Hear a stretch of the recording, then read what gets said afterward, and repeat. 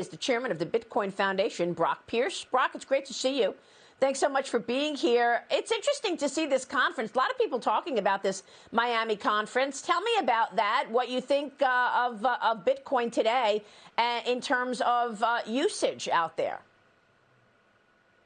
Well, yeah, there's no question this is the biggest Bitcoin conference in the world. And good morning, Maria. It is always great to see you.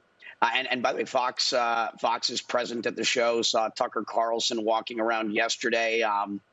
It definitely feels like Miami is the capital of the world, certainly the future capital of the world, based upon how it's embracing change in the future. Super, super exciting. I'm incredibly bullish on Bitcoin. I mean, at this point, more or less everyone's heard of it. And the big question is, are you in? Are you not in? And I have some advice for anyone that's been thinking about it. It's taken most people weeks, months, or years to make their first move, but it doesn't require that much thought. You just go buy $10 or $20 worth. That's how you make the first step, and be prepared to lose it. It's not about doing a tremendous amount of research. It's just taking your first baby step to learn how this all works. And by the way, Peter Thiel had some very harsh words yesterday, calling Warren Buffett a sociopathic grandpa, saying that we live in a gentocracy, which would be a government ruled by old people. It's definitely been exciting and interesting, to say the least. Yeah, I saw that Peter Thiel called out Warren Buffett. He also talked about Jamie Dimon, initially saying that he wasn't a believer. Where is this going, Brock? I mean, look, you have the Secretary of Treasury, Janet Yellen, out talking about digital assets, but saying that this is not happening for a long time. She was talking about a regulatory framework on crypto. That's what I want to get your thought on. Where are we on a digital asset in the U.S.? But first, take a listen to Janet Yellen yesterday. Got to get your reaction. Watch this. Regulatory frameworks should be designed to support responsible innovation while managing risks, and especially those that could disrupt the financial system and the economy. As banks and other traditional financial firms become more involved in digital asset markets, regulatory frameworks will need to appropriately reflect the risks of these new activities.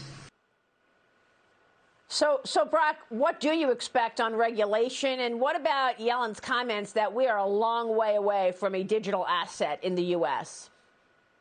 Digital dollar. Well, I think her words were correctly stated.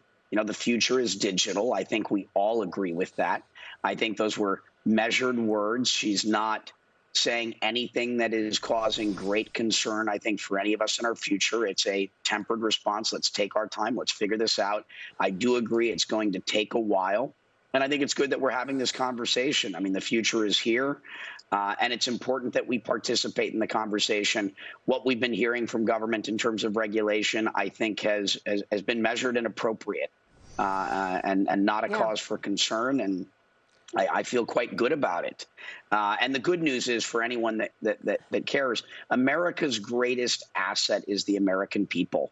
It's American ingenuity that happens as a result of the American dream. The idea that this country was built in a way where it can work for everyone. It doesn't matter where you're born and to what social status you have, where this is the land of opportunity. And the private sector has already solved this. I'm one of the founders of Tether, the U.S. digital dollar. We invented the stable coin. It's doing over $50 trillion a year.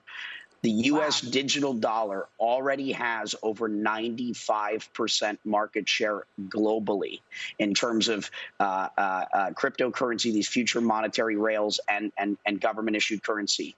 The U.S. dollar already has over 95% market share. The private sector has already solved this. And so long as our government doesn't mess it up, we're good. Yeah, I mean, you've got great analysis, obviously, on America, Brock. But when you look longer term, when do you expect more of this to resonate with a broader swath of people? How do you see this evolving? Let's call it the next 5 years. Well, I like to think that we're at the tipping point where we're going to see mass adoption over these next 5 years. But I might have said the same thing last year. I'm on the forefront of innovation. I'm a pioneer. And so my wishful thinking, my eternal optimism sometimes leads me to thinking things will happen faster than they will.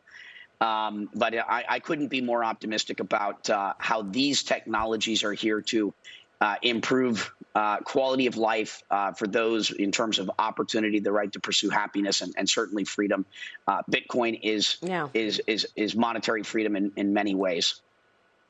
And I always point to the El Salvador example as the impact there. I mean, look how many people were able to get banked just because they were able to get their hands on crypto.